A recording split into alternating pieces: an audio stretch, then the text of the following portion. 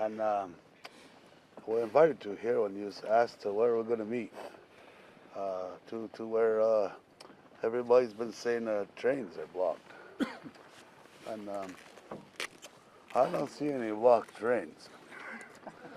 And it was important that you could see that. Because sometimes people don't tell the truth.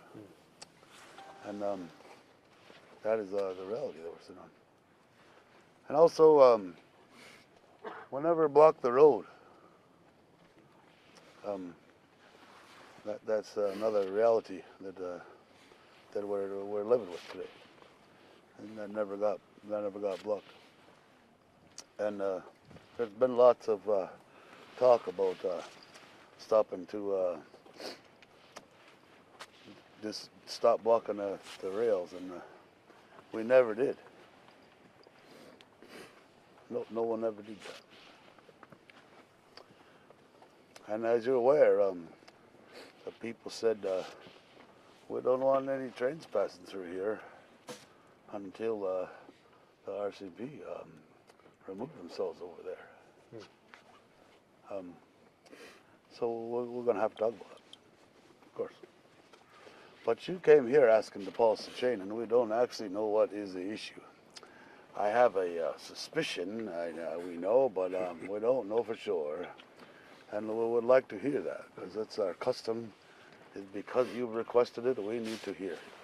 Would you like to continue the conversation here? Or I think it's wise that we at least hear. Well, I'll repeat what I was asked by the media that's standing about 100 yards away. And I said, we stopped talking to each other as a country, and we stopped listening. Non-Indigenous people don't talk to each other, and they make statements, Facebook, Twitter, elsewhere. And then we stopped communicating. This isn't something that happened yesterday. It's been happening, as you know, because you've been the first victims of it for years. A lot of us have sat on the sidelines, sometimes watching, and sometimes not caring, not even knowing. And I think throughout all this, and I hear a lot of public statements that are ignorant. I think ignorance is more dangerous than a lot of dangerous weapons. And this problem isn't going away. It's not going away anywhere soon. You could open up these rails right now. You could ask people, you could say they were safe to go through. It won't solve the underlying problem. There have been a lot of narratives that have gotten into the public sphere over the last few weeks, and they're not a reflection of the real issues. And so I understand that you're standing in solidarity with what's what.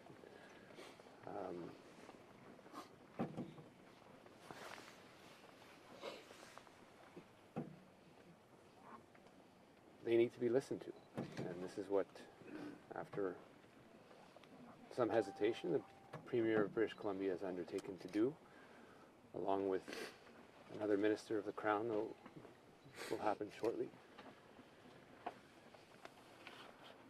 But should things ease up, it can't be the end of the conversation, because it will be for nothing. And this is not about leaders talking to each other, it's about people starting to talk to each other. And that's my greatest worry, frankly, because I'm an elected official.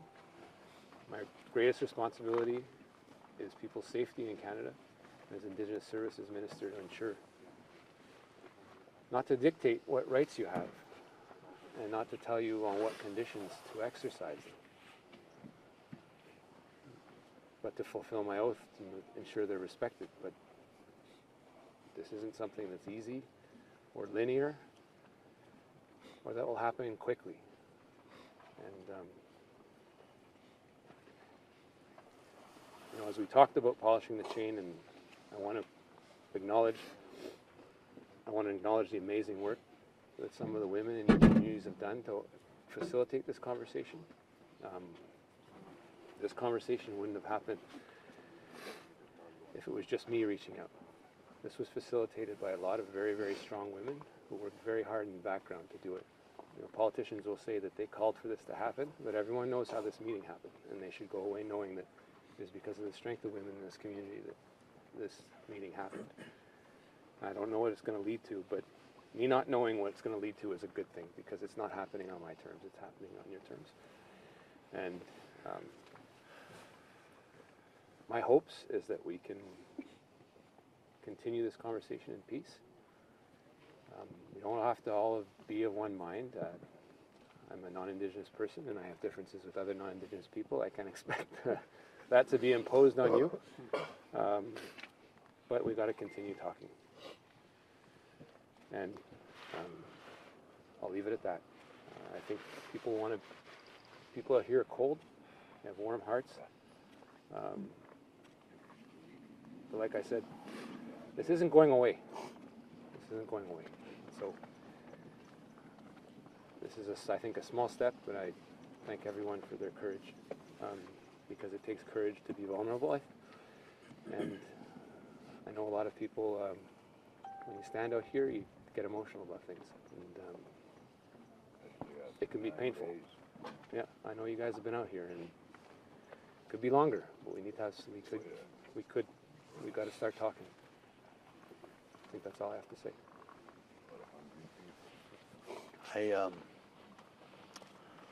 I hope that your words are earnest, and my sense of your energy is that. But it's actions that are meaningful. Words are powerful, but actions are meaningful. And I'm watching some great things occurring throughout this country right now. And there's some concerns. There's a great deal of fear by my people, because your country hasn't treated us very well, and they've caused us a great deal of harm. And there's some concern that maybe there's a trick, that there's a desire to come here to talk, but there's an alternative plan. And we hope that that's not the case. Because in our custom and our laws of this land, I've been reading in the paper, I keep hearing about the rule of law. So it's very important, before we proceed forward, that we talk about that a little bit. Because there's a rule to this land. And when your ancestors first came here, we shared with you what that rule was. And that's never changed. It didn't have an expiry date. It didn't grow whiskers and get old and pass away. And no one agreed to abandon it. And your ancestors came here, and they weren't in the position of power. There's a fantasy that they came here and dominated the people. But that's not true. They came here and they were sick and dying. And when they first met us, we gave them medicine. And we helped them with scurvy in the St. Lawrence. And they had hair on their tongue. And we remember that still. And so there's a want or desire to pretend that you came here and dominated us. But that's not true.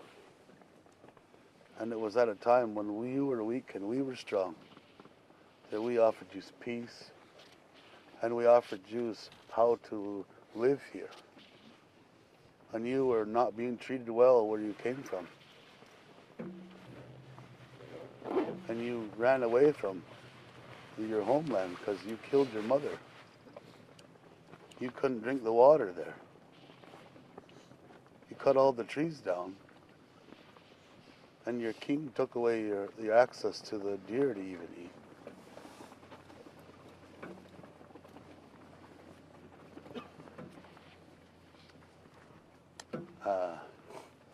These people have been standing outside in minus 25 for how many days now? I don't remember. 9 days. That's a long time. It's a long time. We've been here only 5 minutes and we were cold. And I don't mean to hijack you, but we're concerned that there's a trick, and we're concerned that there's an attempt to make it look like the Indians aren't being fair. That maybe even they closed all the trains down throughout the country so they could say there's an emergency. You know? So I've been poised to ask the question before we go getting forward and get out of the cold and get something to eat.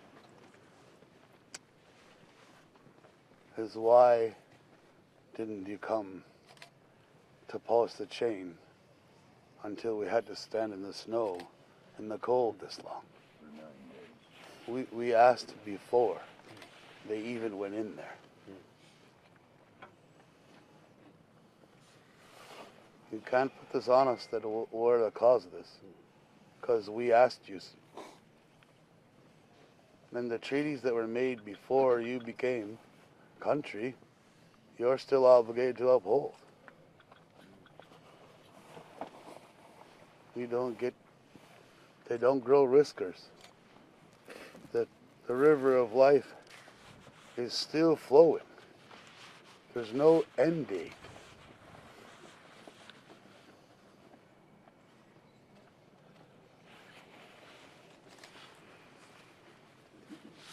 We need to know why we were ignored.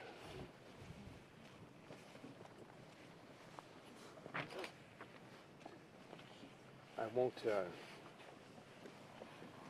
claim that those treaties have been respected throughout time. They haven't. They've been broken.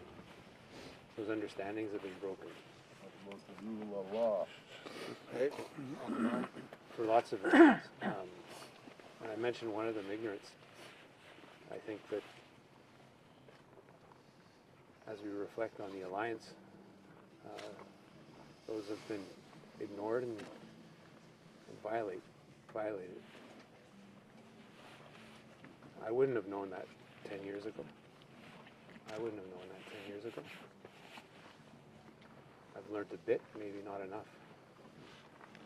But I think it's more than me, it's people that don't think about these things every day. My job now is to think about these things every day.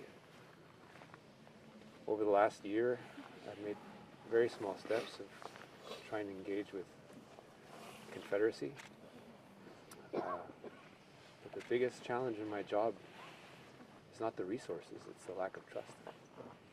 And it's still here. You guys are worried, and I get briefed on things about telling me not to come in here. But there's good people here.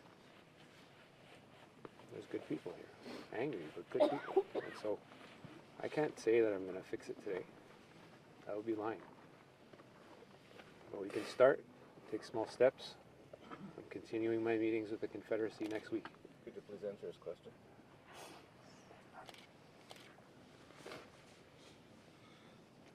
Why were we ignored? For so long? The letter. The request. Yeah, I can't say I read that letter or received it. I would tell you if I did, and I would tell you if I ignored it.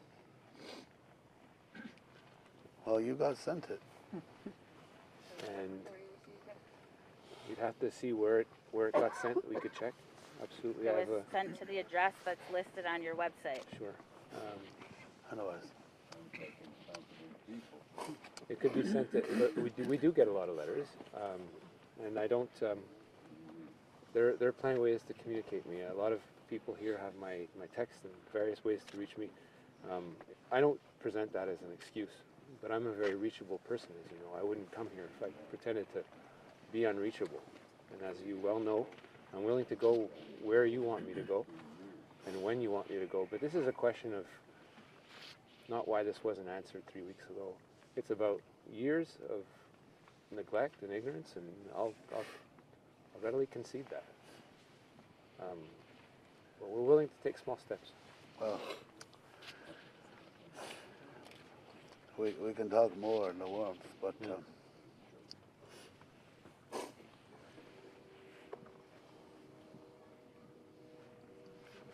it needs to be known by your population that you ignored our request. Not just you as a person, not you. You're coming here representing your country. And if you're not here coming here representing the Crown and your country, and the Governor General really should be here, and we'll talk about that some more. Because I believe that your friend, Justin Trudeau, he said it's not his job to pull the RCMP back, but I believe that the Governor General certainly can,